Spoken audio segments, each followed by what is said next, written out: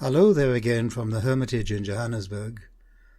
Let us reflect this week on how we find hope in a time of desolation.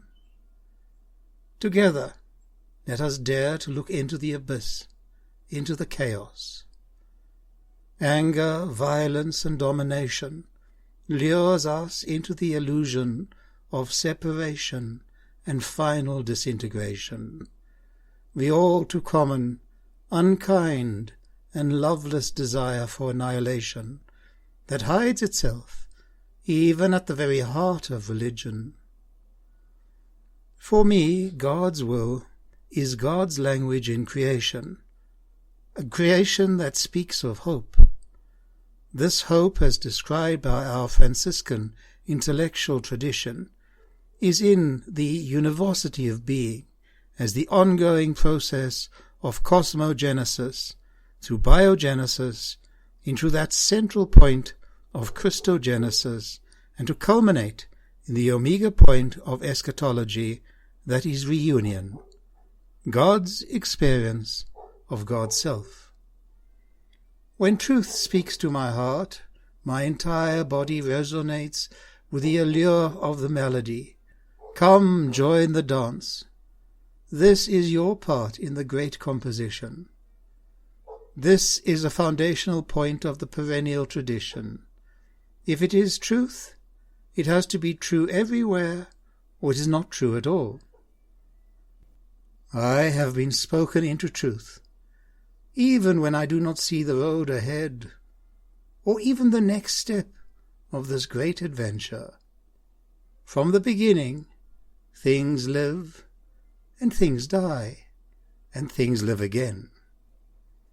There is a solidarity and a similitude among all creation. All have the same Creator. All evolve from that same potentiality, and all are ordered to God's glory. We are brothers and sisters not only of each other, but with all of creation. The words of St. Francis from the Canticle of the Creatures incarnates this idea beautifully, and is central to our spirituality as Franciscans. We are called to a spirituality of exuberant joy in the artist made evident through the artwork, the dialogue of lived experience through which we deepen our spiritual life within the vibrant colors of God's spiritual love.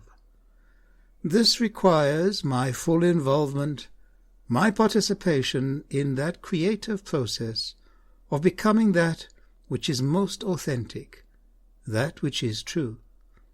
To live within this union with Christ is to involve myself in the Christ project of ongoing creation. This is the hope that builds bridges, bringing together that which is separated, splintered, or excluded by our many illusions.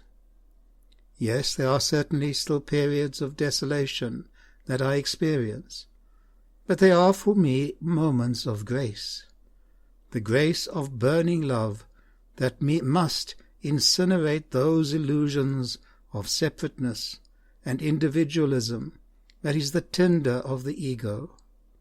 It is beyond desolation and fear, in that momentary emptiness, that I come to moments of encounter with truth and the presence of the lover.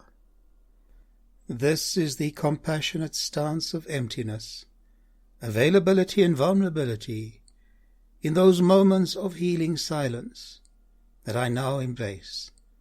It is beyond achievements of worth, beyond the desire for praise, or the hope of results. The journey is the dream. The Lord grant you peace.